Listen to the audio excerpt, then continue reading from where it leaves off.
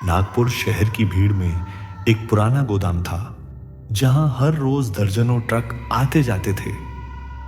वहीं काम करते थे दो दोस्त, जगत और सोहन। दोनों सालों से एक ही ट्रक में माल भरते और बिलासपुर तक पहुंचाते थे। उनकी जिंदगी का हर दिन एक जैसा था, सड़कें, ट्रक और ठंडी चाय। जगत भाई, फिर वही चक्कर, नागपुर से बिलासपुर, बिलासपुर से वापसी। लगता है जिंदगी ने हमें सिर्फ ट्रक और धूल में ही बंधक बना दिया है। अबे यही तो हमारी दुनिया है सोहन। सड़कें हमारी किस्मत हैं और ट्रक हमारा मंदिर। चलो आज जल्दी निकलते हैं, कम से कम ट्रैफिक में फंसेंगे नहीं। अरे जगत, सोहन, आज फिर वही माल है। सीमेंट के 50 बोरे बिलासपुर भेजने हैं। कल तक वहां पहुंचना जरूरी है, वरना पेमेंट लेट हो जाएगा। सेठ जी, अगर इजाजत हो तो हम आज रात में निकलना चाहेंगे। रात में?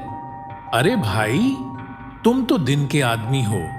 रात का रास्ता सुनसान होता है और बारिश का मौसम ऊपर से। सेठ जी, मैं भी यही कह रहा था। रात का सफर ठीक नहीं लगता, ना जाने कब कहां अंधेरा निकल जाए।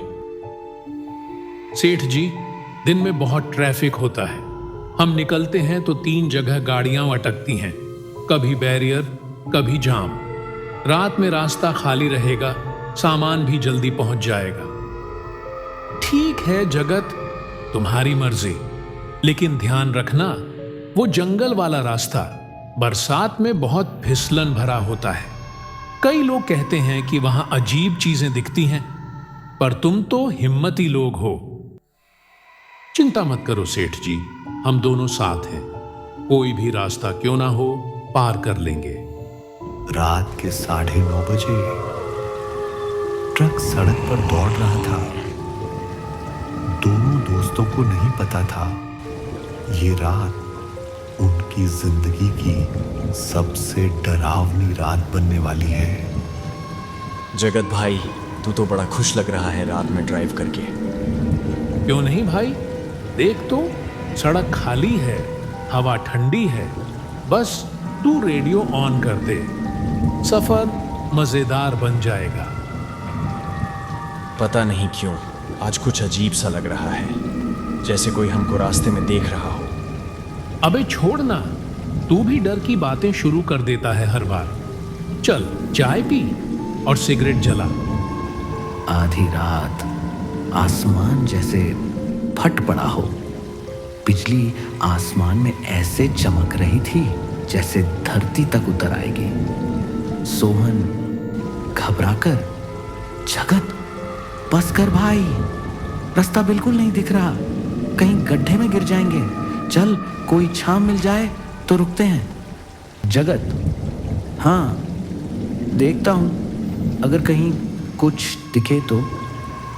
थोड़ी देर बाद हल्की रोशनी। सोहन इशारा करते हुए, अरे वहां देख, एक छोटी सी टपरी दिख रही है, चलो वहीं रुकते हैं, बारिश थम जाए तब आगे बढ़ेंगे। ब्रेक की आवाज। दोनों उतरते हैं, भीगते हुए टपरी की तरफ भागते हैं। भाई 2 कप गरम चाय बना दो, बरसात ने तो हड्डियां जमा दी हैं।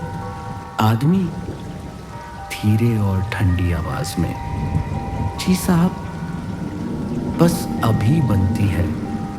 केतली से पानी डालने की आवाज, छन छन। सोहन जगत से, भाई मैं जरा बाहर जाता हूं, टॉयलेट करके आता हूं, तू यहीं रहना और कहीं मत जाना। सोहन पेड़ के पीछे जाता है, मुड़कर देखता है, टपरी गायब। वहां सिर्फ टूटी दीवारें और अकेला जगत दिखता है।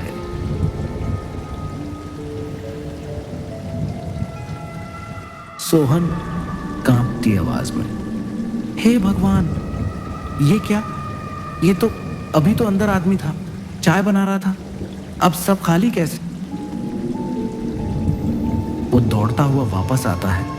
टपरी फिर वैसी ही दिखती है। सोहन घबराकर, जगत भाग यहां से, ये जगह ठीक नहीं है, चल ट्रक में वापस चल। जगत चकित, क्या हुआ रे तुझे? अभी तो चाय बन रही है, देखना। उसी वक्त पीछे से आवाज गूंजती है, भाई साहब अपनी चाय तो पीते जाइए। सोहन चीखते हुए, जगत पीछे मत देखना, बस भाग, ट्रक चालू कर जल्दी। दोनों भागते हैं। ट्रक गरजता हुआ आगे बढ़ता है। दोनों को रास्ते में एक ढाबा दिखाई देता है। वे वहां जाकर बैठ जाते हैं, पर अंदर से दोनों बहुत ज्यादा टूटे हुए और थके हुए रहते हैं। अरे क्या हुआ साहब, चेहरे ऐसे सफेद क्यों पड़ गए हैं? सोहन, भाई हम रात में एक टपरी पे रुके थे, एक आदमी था, चाय बना रहा था, पर वो इंसान नहीं था, ढाबे वाला, वो टपरी साहब, वो तो बरसों पहले सड़क हादसे में जल चुकी है। उसमें रहने वाला चाय वाला उसी रात मरा था, और अब हर रात उसकी आत्मा उसी जगह आती है, राहगीरों को चाय पिलाने। जगत, मतलब अगर हमने वो चाय पी ली होती, ढाबे वाला, तो शायद आप आज यहां ना होते साहब। दोनों एक दूसरे को देखते हैं, कम पाते हैं। सोहन, अब चाहे कुछ भी हो, हम दिन में ही चलेंगे, रात का सफर कभी नहीं। ट्रक धीरे धीरे आगे बढ़ता है और पीछे से वही गूंजती आवाज सुनाई देती है, भाई साहब अपनी चाय तो पीते जाइए।